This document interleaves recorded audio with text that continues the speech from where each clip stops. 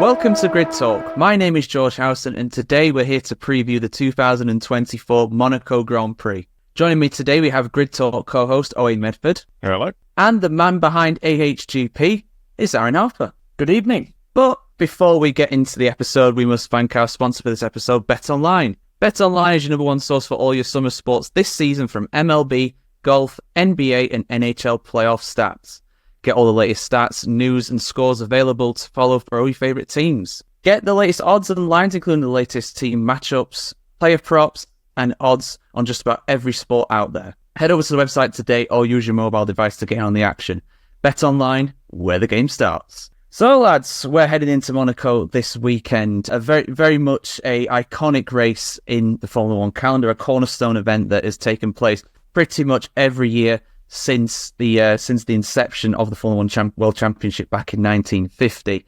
I'll start with you first, Owain. What are your favourite memories when it comes to the Monaco Grand Prix? I mean, I think you've obviously, the one that immediately came to mind, before the show was, it was Lewis Hamilton's win in the wet. That's one thing that comes to mind as a sort of, it shows how crazy Monaco can be. But the other issue with Monaco is that the other one that comes to mind is Daniel Ricciardo in, I think it was maybe 2018, 2017, with that edge failure. That's 150 horsepower, but obviously due to the nature of Monte Carlo and at the time, the regulation of the cars where they were 2 meters wide and getting on for 5 or 6 meters long, it was impossible to get past him, even though he was down quite significantly on power. So I think that's kind of sums up Monaco in two moments, really.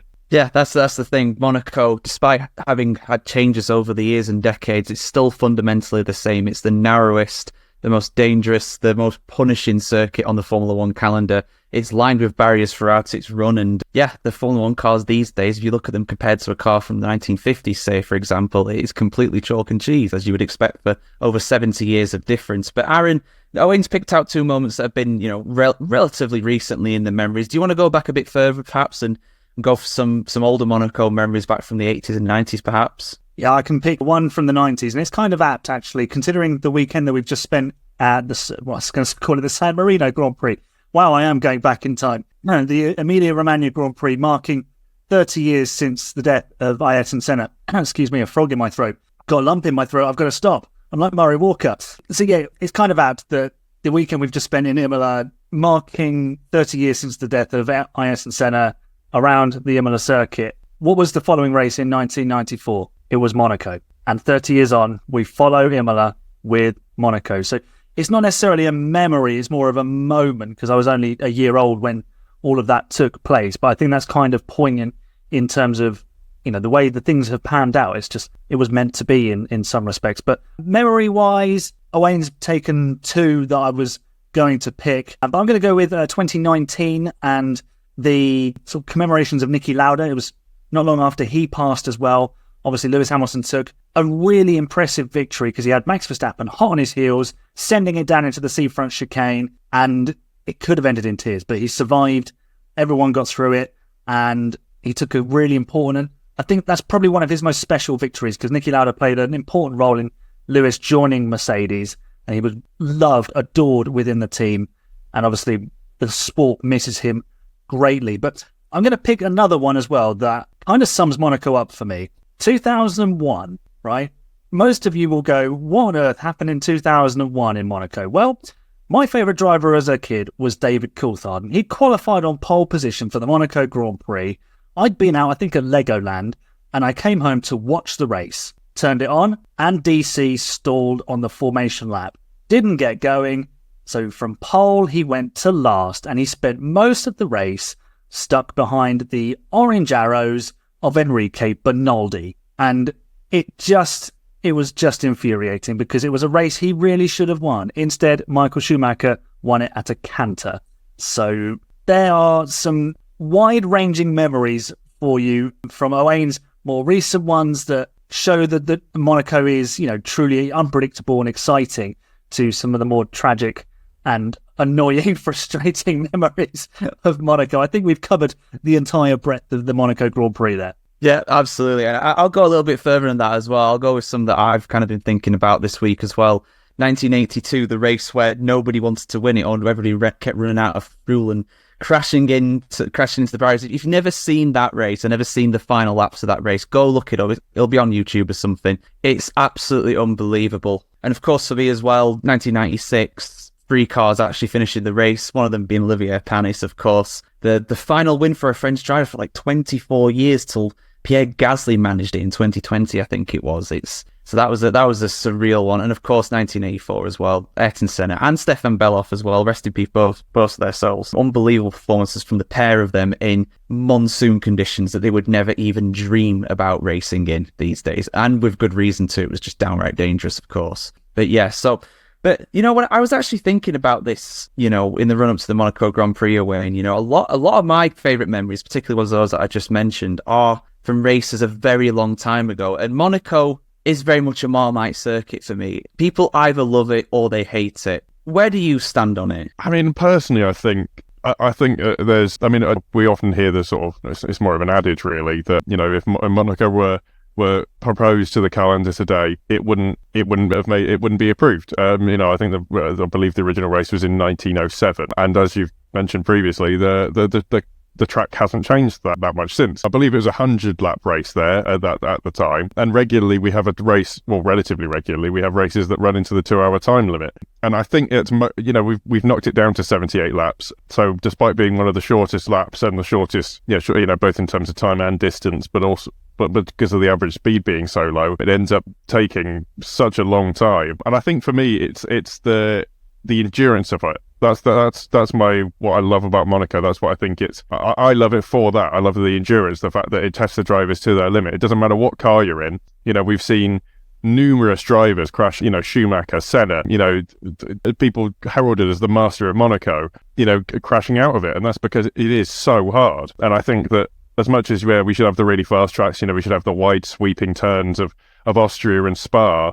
But, as much as we have those, and those are a one kind of challenge, really, this is the completely opposite end of the scale. We have the slowest corner in Formula One, and it's the hardest place to overtake. And that makes, I think, every time you see an overtake or you see a win, it makes it mean so much more. Like Olivier, as much as only 3 people finished in 1996, and Olivier Panis got his only one and only win of a Formula One Grand Prix at Monaco, I think that's that was almost a testament to his skill in some ways, that he managed to keep it on the road when so many other people didn't. And that for me is the challenge of Monaco. It is the most confined and sort of physically demanding race on the calendar in that particular way.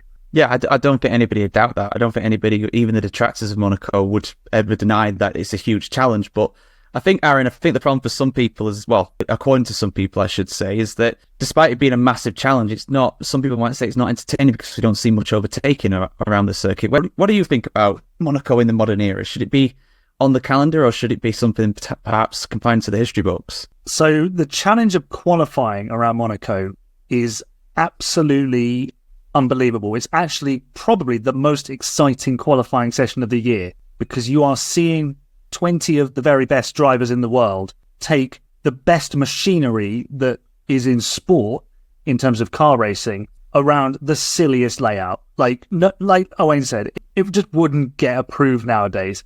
So Saturday is incredible.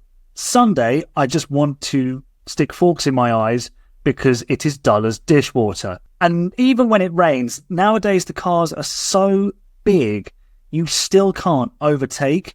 You're literally relying on a mistake, and the drivers are driving sort of within themselves constantly now. It's so different to, if you think back to Hamilton's win in 2008, the drivers were driving basically giant go-karts. The cars were a lot slimmer.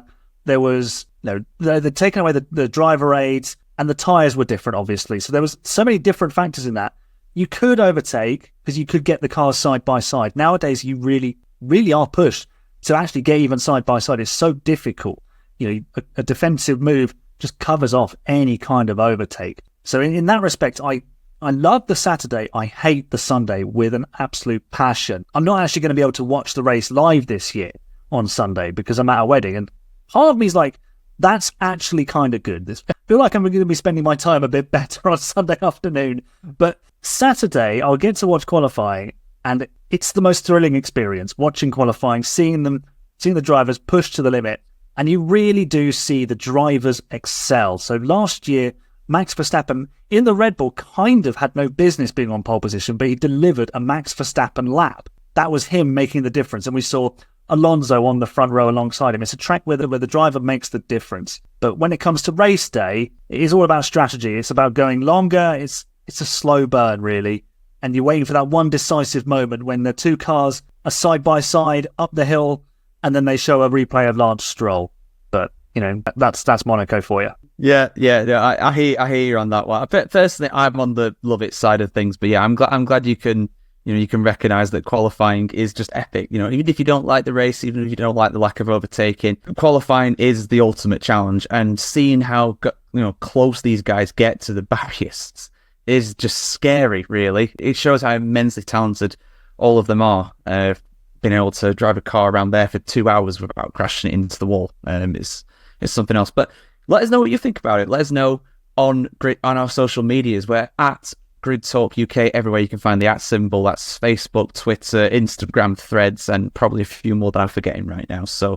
But yes, so that's enough. That's enough reminiscing about the good side of Monaco. But let's talk about the bad side. The bad side, at least for one of the drivers, the home hero of Monaco, Owain, Charles Leclerc, a guy who was surprisingly somehow never stood on the podium, I don't believe, at Monaco. And for his first few years in F1, he seemed to have a bit of a curse, but he's been in a good form recently. He's scored 2 third places in the last 2 races.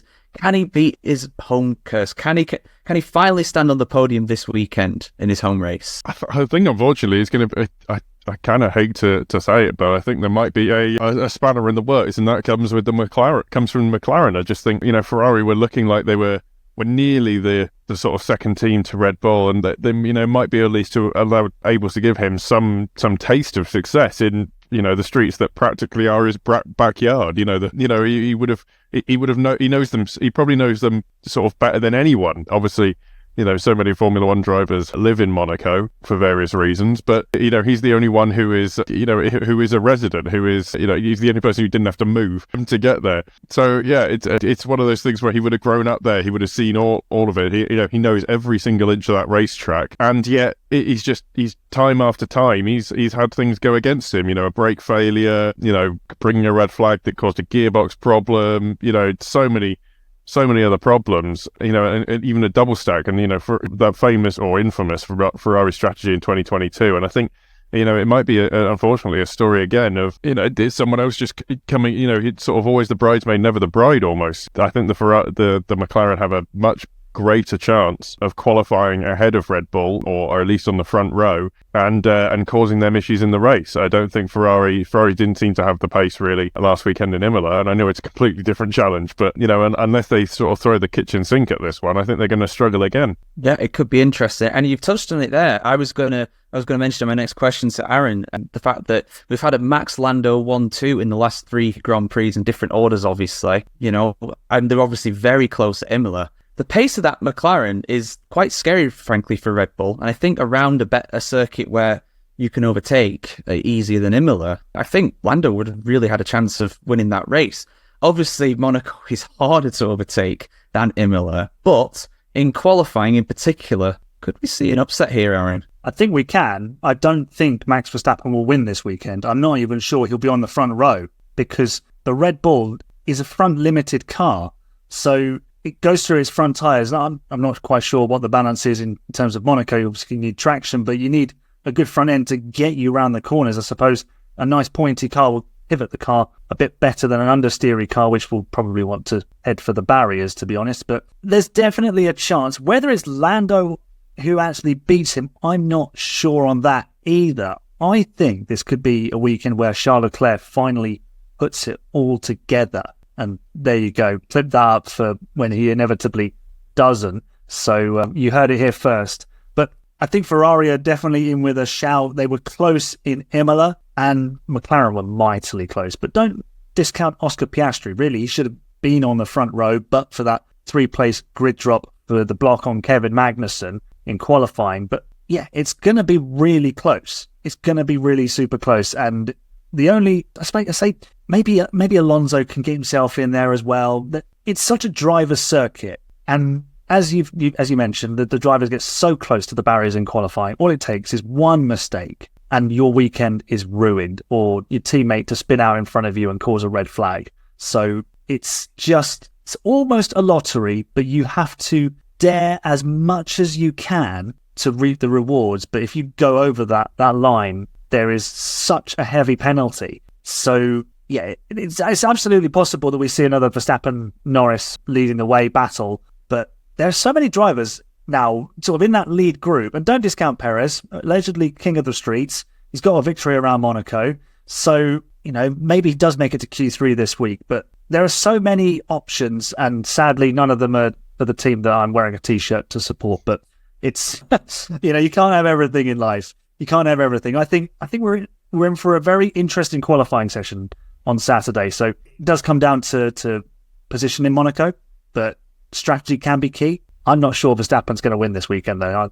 That's as far as I will go in terms of making a commitment. Sounding like a bold prediction, but we'll get into those pretty soon. And the thing as well for Verstappen is that, I don't know if it got mentioned in our previous show, but he's had 8 pole positions in a row, which is a joint record. He's tying that currently with the late great Ayrton Senna. He's had every pole position this year, every out-and-out pole, not counting sprint poles now, they're different. But yeah, it would be quite ironic if, Verstappen didn't get pole around a circuit where pole is so important, and also one where Ayrton Senna used to get poled so much. McLaren as well, it needs to be mentioned, their record in Monaco, partly because of Senna, partly because of drivers like Prost and Hamilton, and I think Häkkinen and Coulthard might have won there back in the day as well. But 15 wins they've had in Monaco, which is a ridiculous number when you think about it. That's 5 more than Ferrari in second place, even counting 1952, which I think was a non-championship race looking at that. So yeah, McLaren historically very, very good in Monaco. They will have their work cut out for them. But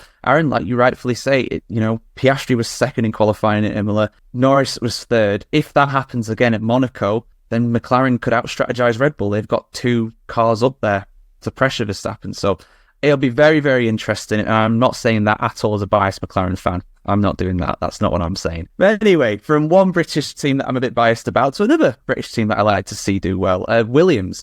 Unfortunately, though, they're not doing particularly well in general. But, Owen, I wanted to talk about Valtteri Bottas because he was pictured coming out of the Williams hospitality area, their motorhome, whatever you want to call it, at Imola. The story goes that he was having a 15 minutes meeting with James Vowles. Yes, Valtteri, it's James.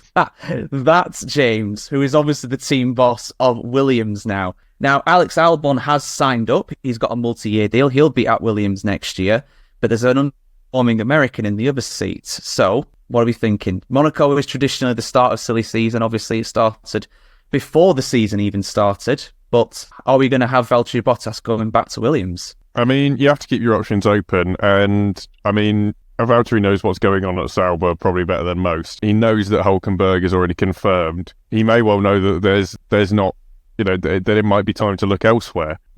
Whether he knows that or not, I don't really know. I'm speculating there, but what you got to look at is the fact that Williams do seem to be on the sort of operationally at least, do seem to be on the ascendancy.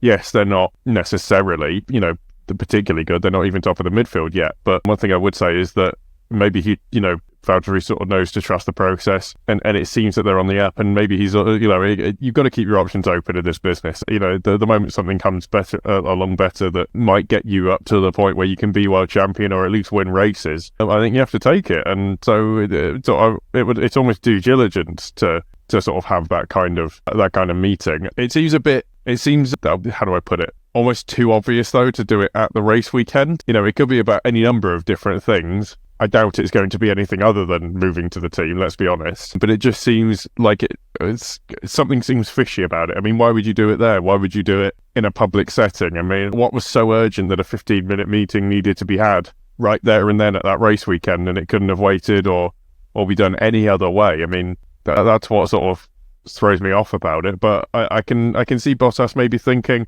well, I'm not going to get a seat here, and I can get a seat maybe at a Williams who I trust to be at the front of the grid more so than Audi, or maybe I don't trust myself, but I don't trust Audi to want to give me a seat, so I've got to look after me and maybe go over there instead. Yeah, that's a very good point, actually. I didn't really think about that. It almost seems like he's trying to send a message. Maybe he's trying to send a message to Sauber / Audi, like, look, I'm talking to the teams. If you want to sign me up, you have to do it soon. maybe that was what he was trying to do, because I totally take your point there. Like, look at us right now. None of us are in the same room. We're all meeting on Zoom. Why could James Vowles and Valtteri Bottas not done that, especially in this day and age? So it's an interesting one for sure. But I could definitely see him going back there. But I think, to borrow a phrase that you said before, I think the spanner in the works is Logan Sargent. Obviously, he's in that Williams seat right now.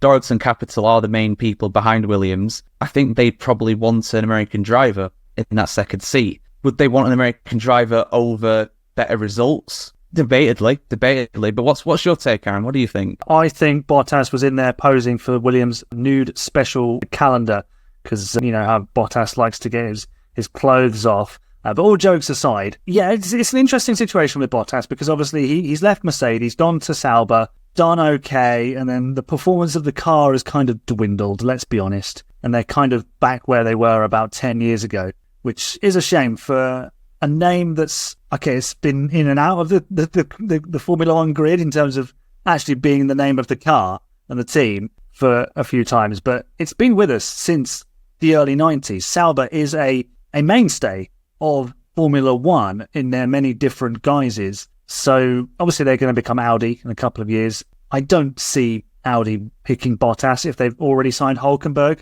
If you were going to keep Bottas, you'd have done that already, and then you partner him up with a Carlos Sainz or a top-line race winner, because then you then have two race winners in your team. Bottas has won, was it 9, 10, 11 Grand Prix with Mercedes, so you know he knows how to get the job done. Yeah, I think he's looking around. I think Williams is a decent bet. There's a good project going on there. He knows James Vowles, so he won't have James Vowles necessarily coming on the radio telling him to get out of the way. That'll be down to the head of strategy at Williams or his race engineer at Williams, potentially. But there is also Haas. They're losing Hülkenberg. They're likely to bring in Oliver Behrman as a rookie. Do they keep Kevin Magnussen, or do they bring in Valtteri Bottas and have that race-winning experience? You know, this is probably a conversation for a different podcast. But there are options available for Valtteri. He's a race winner, multiple race winner. He's got lots to offer. He is quick. We know that because he can challenge Lewis Hamilton over a single lap. But, you know, it's just whether those teams want to take him. He's not getting any younger. Honestly, the grid could do with a little bit of freshening up in terms of the age profile. But, you know, if you're good enough, you're old enough. And that goes for whether you're 17 or you're 44. So, you know, may the best drivers be on the grid. Yeah, no, I'm with you there. And I think as well, I personally don't see him staying at Sauber next year. I think if they're going to I think for that second seat, you've got Carlos Sainz sniffing around potentially, but more likely you've got the likes of Teo Pourchaire, obviously F2 driver. He's in their driver academy. Sorry, F2 champion from last year, I should say. Zane Maloney has been doing very well. He's recently joined the Sauber academy too. So I don't see Bottas staying around. I think Hülkenberg is the experienced driver in that pairing, and then there's going to be someone else. Hell, I honestly think it'd be more likely Zhou would stay, to be honest. Give him one more chance, one more season. But we'll have to see. Again, let us know, guys. Tweet us, post to us, at us, or whatever social medias you choose. Let us know where you think Bottas is heading next year and what that alleged calendar might look like. But no images, please. Anyway, so last thing I want to talk about is, two Mercedes-powered teams, the Mercedes Works team and Aston Martin, Owain, who are both not having a great time of it, particularly Aston Martin. They had a pretty turgid weekend overall. Fernando Alonso starting from the pit lane, could not make any ground up. Lance Stroll picking up a few points in ninth, but it's really not what they need or want at this stage. Mercedes, I think, maybe potentially a bit better, but the fact they're still 6th and 7th is not very encouraging. But do you think Monaco might suit their cars better, perhaps? As you say, it was a bit of a scrappy weekend for all of them, really. You know, what with, you know, we had the world champions go through the gravel more than their less experienced teammates. It was very odd, to be quite honest with you. When it comes to Monaco, I think, you know, it's more possible. The pace deficit is sort of less noticeable there, I would say.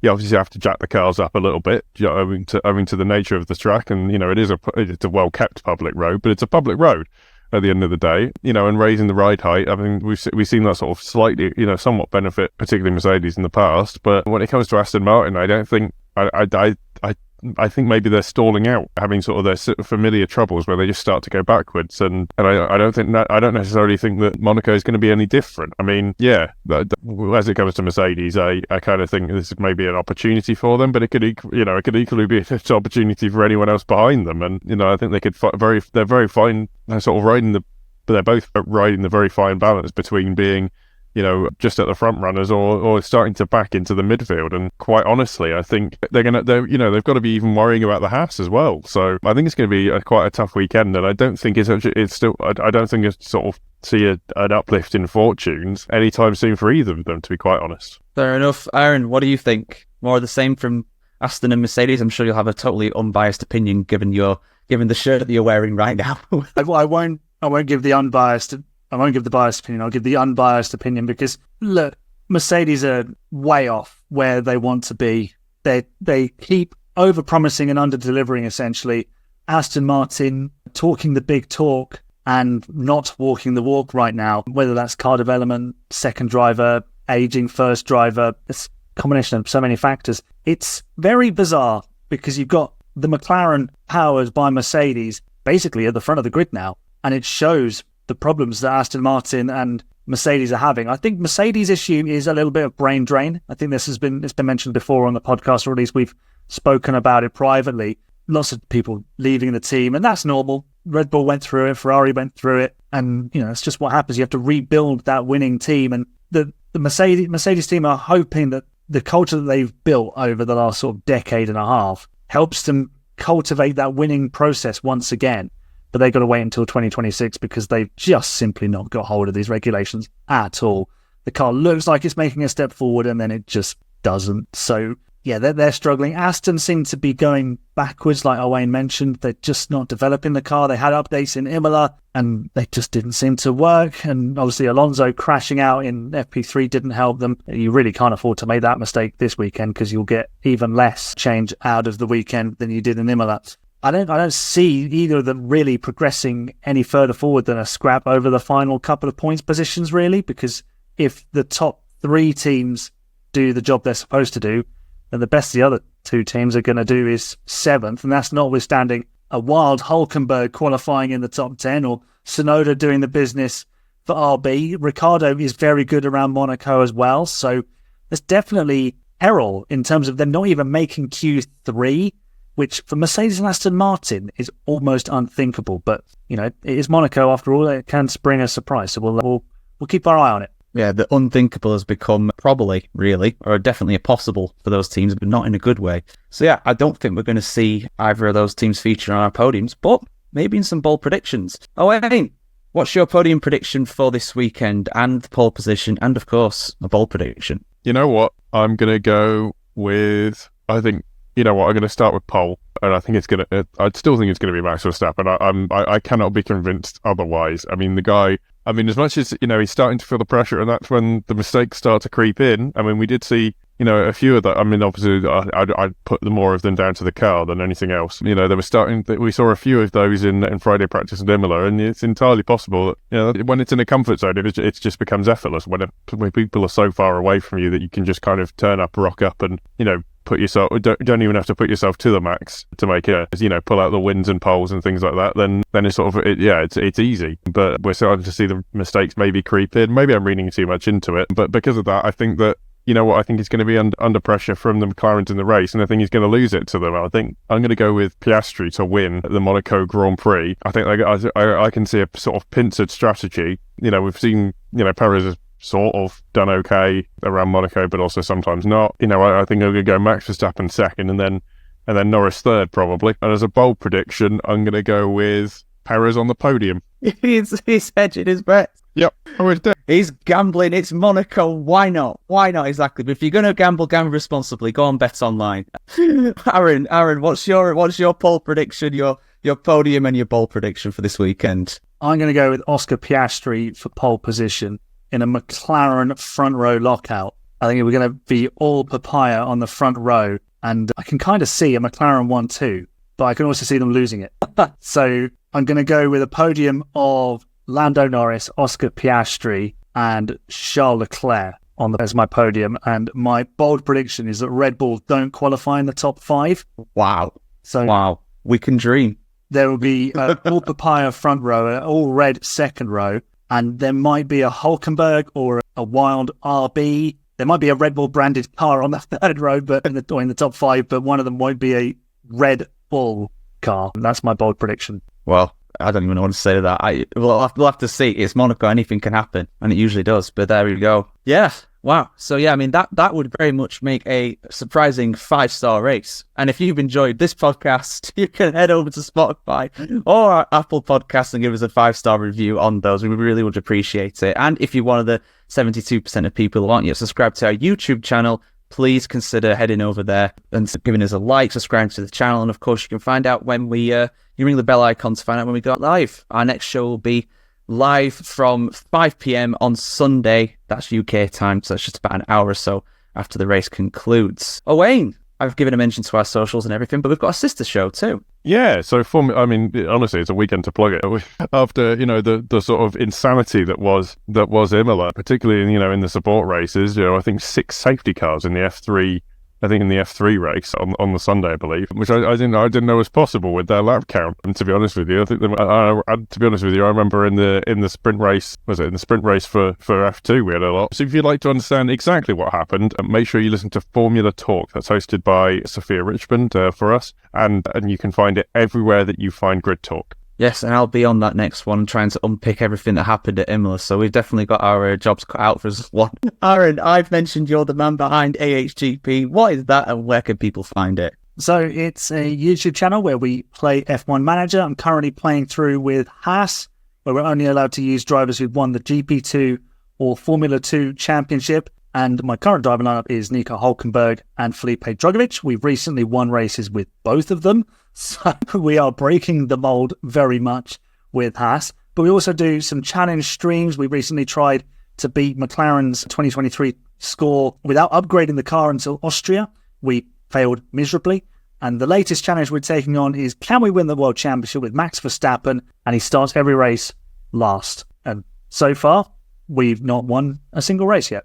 With Max, at least. Checo's won too. But we do lots of different challenges, experiment videos, lots of different stuff. So it's cool, fun and fresh. And hopefully when F1 Manager 24 rolls around in a couple of months' time, we get AHGP on the grid, the 11th team that is actually allowed in. It actually adds value to the sport. Wink. And yeah, we'll have lots more content coming through the next game cycle. So come and subscribe, come and join us stream, and we have lots of fun. Yeah, definitely go and do that. I do watch some of those videos sometimes. They are very entertaining, very silly, and some things that unfortunately we won't see anytime soon, like an 11th team. It's really, really sad. But there we go. We can live it out in the video game world, so that's the main thing. But yeah, Grid Talk is also available on YouTube, where most of the episodes are recorded live. This is not one of them. This is a preview, but like I mentioned, the race show will be going out live about an hour or so after the race concludes, as well as Amazon Fire, Spotify, Apple Music, Verbal, and Pocket Cast. Just search for Follow Them on Grid Talk for our big catalogue of shows, for previews, sprint reviews, everything in between. Some Firesides episodes as well. One of those is coming out soon. Please consider supporting the show financially as well on Patreon so we can get better lights, some recording equipment. And yeah, like I said, we're back on Sunday, 5 p.m. UK time. Thank you very much for joining us, lads. Really do appreciate it as always. No worries. No worries. Thanks for having me. And yes, and thank you very much for listening and watching the Grid Talk podcast presented by Bet Online. And goodbye.